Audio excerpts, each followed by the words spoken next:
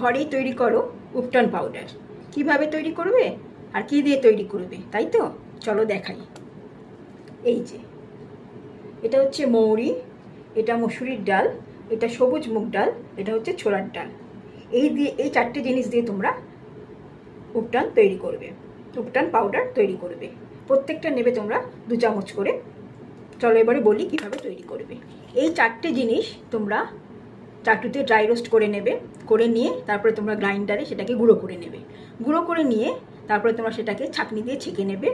ছেঁকে নিলে কি হবে, দানাগুলো বেরিয়ে যাবে, গুঁড়োগুলো চলে আসবে। আর ড্রাই রোস্ট করে নিলে কি হবে, তোমরা এটাকে অনেক দিন পর্যন্ত স্টোর করে রাখতে পারবে। এবার তোমরা এটাকে গুঁড়ো করে নিলে, গুঁড়ো করে নিয়ে এমন হলো।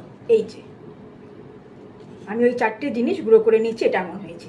এইভাবে এটাকে তোমরা গুঁড়ো করে স্টোর করে রেখে দেবে। যখন তোমরা এটাকে মাখবে, প্যাক তৈরি করবে, এর সাথে কিছু উপাদান মেশাবে। আর মেশাবে টক দই, না হলে গোলাপ জল, না হলে জল, যে কোনো তোমাদের যেটা ঘরে থাকবে সেটাই মেশাবে। আর এর সাথে মেশাবে কস্তুরি হলদি, জ্যৈষ্ঠ মধু গুঁড়ো, তোমার দোকানেই পেয়ে যাবে জ্যৈষ্ঠ মধু গুঁড়ো, চন্দন গুঁড়ো। এই 3টে জিনিস মেশাবে। মিশিয়ে নিয়ে তোমরা এর সাথে প্যাক তৈরি করবে। আর যাদের মুখে ব্রণ আছে তারা নিম ডাস্ট মিশিয়ে নেবে।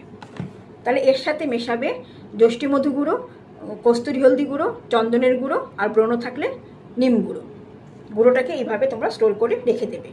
তা এর সাথে টক দই দিয়ে করতে পারো, বা গোলাপ জল বা প্লেন জল দিয়ে তোমরা মাখতে পারো। তোমাদের ত্বক উজ্জ্বল হবে, ত্বক মসৃণ হবে, ময়শ্চারাইজ করবে, ত্বকের দাগ, ছোপ, ব্রণ সব দূর হয়ে যাবে।